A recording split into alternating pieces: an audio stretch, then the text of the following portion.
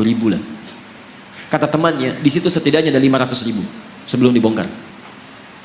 Kata yang muslim, berapa lama waktu dibutuhkan untuk membuat mereka semua rapi seketika? Kata yang non muslim, saya pikir 3 pekan. 3 pekan. Dia kira dibariskan satu-satu. Perhatikan kata yang muslim, saya akan tunjukkan pada anda, tidak sampai 5 menit semua baris rapi. Masya Allah. Kata non muslim ini, saya tidak percaya. Kata yang muslim, lihat, begitu iqamat, Allahu Akbar, Allahu Akbar, Masya Allah, yang tawaf berhenti semua, rapi menghadap. Belum 1 menit sudah bengong. Tunggu, jangan dulu bengong. Begitu Syekh Sudais memulai, istawu, istaqimu, rapat, rapi, tegak semua. Begitu takbir, Allahu Akbar, semua takbir seketika, rapi, nggak sampai 5 menit. Tiba-tiba hidayah masuk lewat mata. Tuh, pertama, Islam. Dia berkata, perhatikan perkataannya, tolong tunjukkan pada saya bagaimana caranya masuk Islam, karena agama ini bukan buatan manusia. Nonton sholat Isya dapat hidayah, masuk Islam. Yang paling aneh, sudah masuk Islam, diajak sholat Isya nggak berangkat. Apa ini? Hidayah masuk lewat mata. Makanya mata orang dapat hidayah, itu lihat yang baik-baik cepat, yang tidak baik dia palingkan. Lihat handphone, tayangan nggak baik, dia palingkan. TV nggak ada acara yang nggak bagus pindah channel.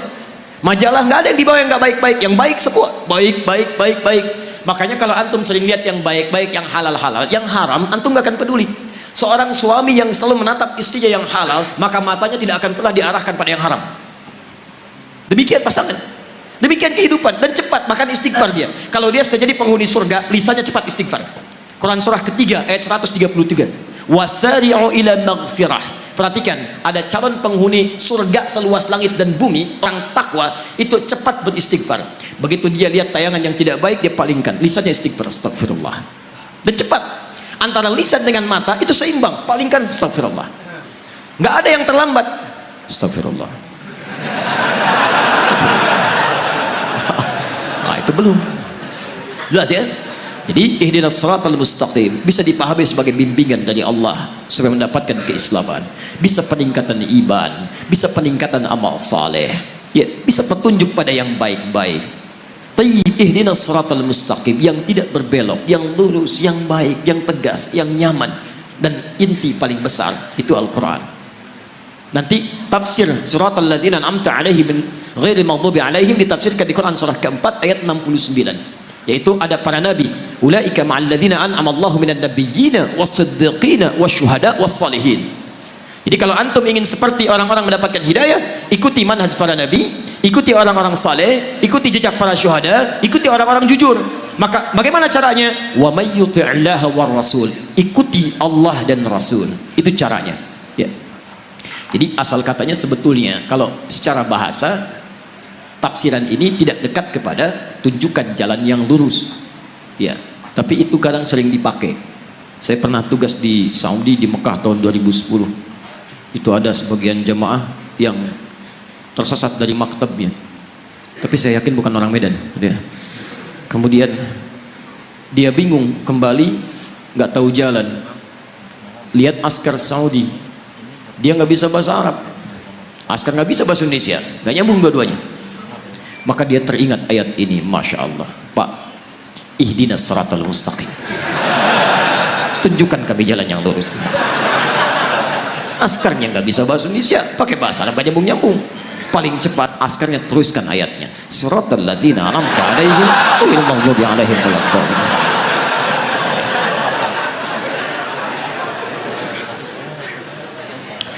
Waalaikumsalam warahmatullahi wabarakatuh. Ustaz, tolong bagi ilmu untuk cara menghadapi fitnah Dajjal. Fitnah Dajjal ada 2. Ada Dajjal dan Masih Dajjal.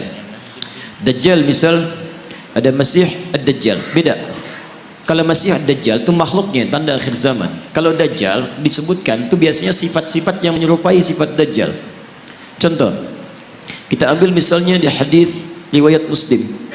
Di kitabnya halaman 111 jilid pertama, posisi paling kiri sebelah atas, bab yang keempat, hadis nomor 6, riwayat hadis Abu Hurairah radhiyallahu taala anhu. Kalau ingin mirip bukunya, cari syarah Sahih Muslim, syarah Imam An-Nawawi. Saya punya 9 jilid warna biru dongker, cetakan tahun 2002. Saya beli 26 Juli di Husainiyat di Mesir, cetakan Darul Hadis. Lihat baik-baik hadisnya. Sayati, akan datang alaikum, pada kalian semua, fi akhir zaman, di akhir-akhir masa kehidupan, dajjaluna kadzabun. Disebutkan dajjal, jamak lagi bentuknya, para dajjal, kadzabun yang terbiasa berdusta.